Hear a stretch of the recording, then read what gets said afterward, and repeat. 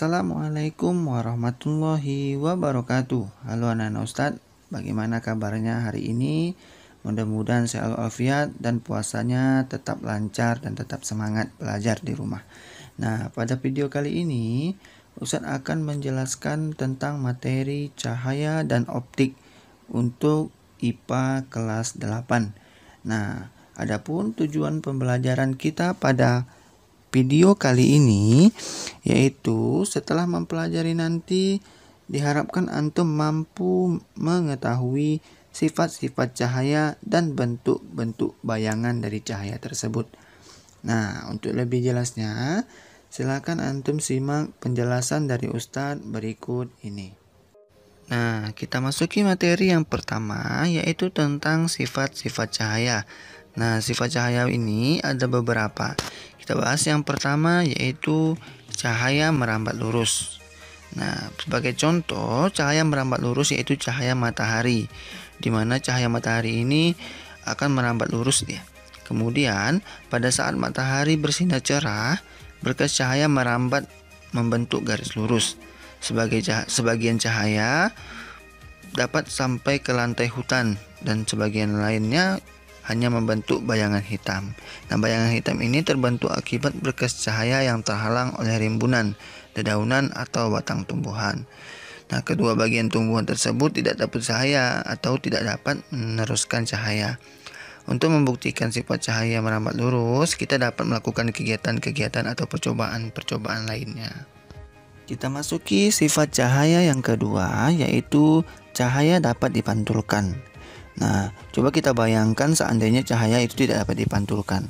Nah, apakah kita dapat melihat berbagai macam benda di sekitar kita? Tentu kita dapat melihat benda-benda itu karena cahaya yang mengenai benda tersebut, kemudian cahaya tersebut memantul ke mata-mata kita. Nah, pantulan cahaya itu dapat dibedakan menjadi pemantulan baur dan pemantulan teratur. Nah, pemantulan baur itu yaitu terjadinya apabila berkas cahaya mengenai benda yang permukaannya tidak rata sehingga arah sinar pantulannya tidak beraturan atau baur. Nah, pemantulan teratur itu terjadi apabila berkas cahaya mengenai benda yang permukaannya rata sehingga arah sinar pantulan teratur. Contohnya itu benda yang permukaannya rata adalah kaca atau cermin dan juga air yang tenang. Nah, kita masuki sifat cahaya yang ketiga yaitu cahaya dapat dibiaskan. Nah, sebelumnya saya ingin bertanya, apakah kalian pernah mengamati jalan aspal di saat siang hari yang sangat panas? Nah, kita lihat itu aspalnya tampak seolah-olah berair. Kemudian juga coba kita perhatikan di kamar mandi, pada bak mandi, coba kita lihat dasar bak mandi. Nah, kita dapat melihatnya seperti dasar bak mandi itu dangkal, sebenarnya ia dalam. Nah, apa yang terjadi dengan hal tersebut? Nah, sebenarnya dari kedua contoh fenomena alam yang di atas yang saya jelaskan tadi itu berkaitan dengan sifat cahaya, di mana cahaya itu dapat dibiaskan. Nah, untuk membantu pemahaman ini bisa dilakukan kegiatan-kegiatan yang dapat kita lakukan di rumah. Nah, apakah hubungan sinar datang dengan sinar bias? Nah, itu dapat dijelaskan pula melalui hukum Snellius itu tentang pembiasan cahaya. Nah, itu ada dua. Yang pertama itu sinar datang garis normal dan sinar bias terletak pada suatu bidang datar. Nah, yang kedua yaitu perbandingan proyeksi sinar datang dan sinar bias pada bidang batas antara dua medium merupakan bilangan tetap. Nah, bilangan tetap ini disebut indeks bias.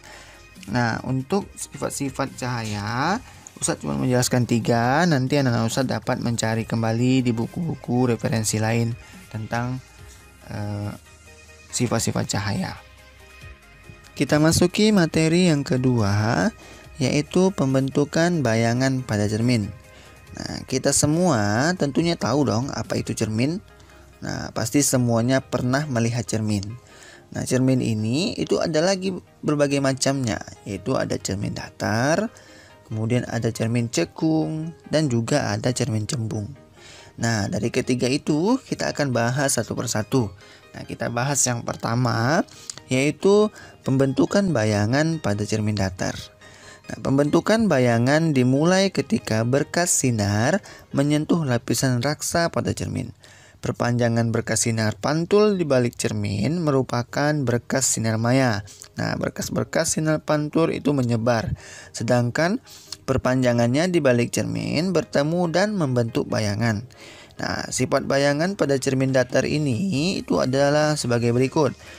Yang pertama, bayangan bersifat maya atau semu karena berada di belakang cermin. Kemudian yang kedua, tinggi bayangan sama dengan tinggi benda. Nah, kita berkaca, tinggi kita sama dengan tinggi bayangan kita dalam kaca. Kemudian yang ketiga, jarak bayangan ke cermin sama dengan jarak benda ke cermin. Kemudian yang keempat, posisi bayangan sama tegak dengan posisi benda dan menghadap berlawanan arah dengan benda tersebut. Nah, yang kedua yaitu pembentukan bayangan pada cermin cekung. Nah, pembentukan bayangan pada cermin cekung itu dimulai ketika berkas sinar datang yang jatuh pada permukaan cermin cekung itu dipantulkan menuju suatu titik. Nah, kemudian pembentukan bayangan pada cermin cekung ini itu meliputi 3 aturan umum. Nah, aturannya yang pertama, sinar sejajar sumbu utama atau SU oleh cermin cekung dipantulkan ke titik fokus utama atau F. Kemudian yang kedua, sinar melalui titik fokus utama atau F, cermin cekung dipantulkan sejajar sumbu utama. Kemudian yang ketiga, yaitu sinar melalui titik pusat kelengkungan atau P, cermin cekung dipantulkan kembali. Kemudian, nah, ketiga aturan di atas ini merupakan atau dikenal sebagai sinar-sinar istimewa pada cermin cekung. Nah, kita masuki pembahasan yang terakhir, yaitu pembentukan bayangan pada cermin cembung. Nah, cermin cembung itu umumnya sifatnya itu menyebarkan sinar-sinar yang jatuh pada permukaannya. Dalam pembentukan bayangan pada cermin cembung ini, ia memerlukan sinar-sinar istimewa. Nah, sinar-sinarnya itu ada 3. Yang pertama, yaitu sinar sejajar sumbu utama dipantulkan seolah-olah berasal dari titik fokus utama. Kemudian sinar yang kedua, yaitu sinar menuju titik fokus utama dipantulkan sejajar dengan sumbu utama.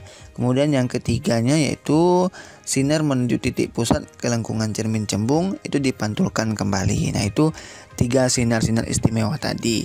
Nah, kemudian bayangan pada cermin cembung itu memiliki sifat. Nah, sifatnya itu maya, kemudian sifatnya tegak, dan sifatnya diperkecil dari bendanya.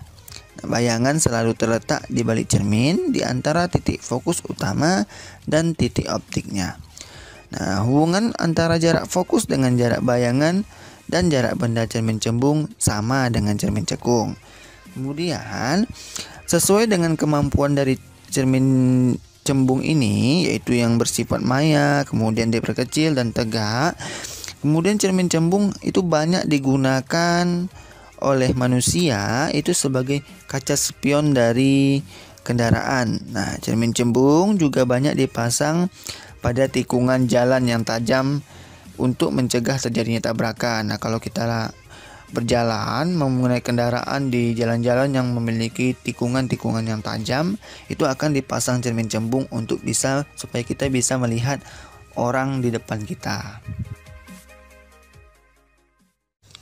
Nah, itulah tadi penjelasan dari Ustadz tentang materi cahaya dan alat optik. Nah, khususnya dari yang Ustadz jelaskan tadi itu khusus untuk materi cahayanya saja dahulu. Dan nanti pada video berikutnya Ustadz akan menjelaskan tentang optiknya. Dan Ustadz berharap untuk anak-anak Ustadz di rumah lebih aktif kembali mencari materi-materi dari apa yang telah Ustadz jelaskan dari referensi-referensi yang lain, baik itu dari Google maupun dari buku-buku penerbit yang lain. Nah, apabila Ustadz terdapat kesalahan dalam penyampaian materi dan penyampaian kata, Ustadz mohon maaf. Dan Ustadz akhiri, Wabillahi taufiq wal hidayah. Assalamualaikum warahmatullahi wabarakatuh.